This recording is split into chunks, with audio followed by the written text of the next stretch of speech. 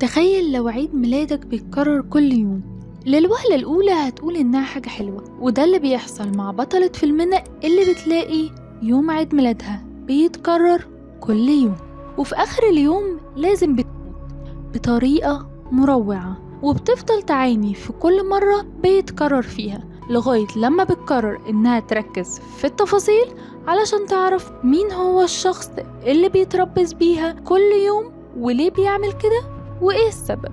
فهل هتنجح وتكتشفه ولا هتفضل تعاني في كل يوم بيتكرر؟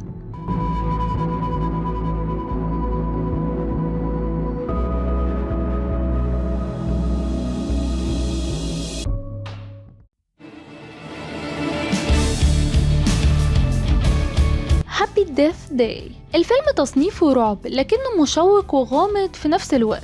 للوهلة الأولى هتحس إن هو شوية شبه فيلم ألف مبروك، لكن لأ، هو مش شبهه، بس بالفعل ممكن تكون الفكرة متشابهة لكن بالتأكيد مختلف عنه. وكمان حبكة فيلمنا النهاردة مختلفة تماما، لأن في الفيلم هيجبرك تحاول مع الأحداث إنك تعرف مين هو الشخص الغامض اللي بيتربص بالبطلة، وهتعمل نظريات كتير علشان تعرف سبب اللي بيحصل لها. فيعجبك لو بتحب النوع ده من الأفلام.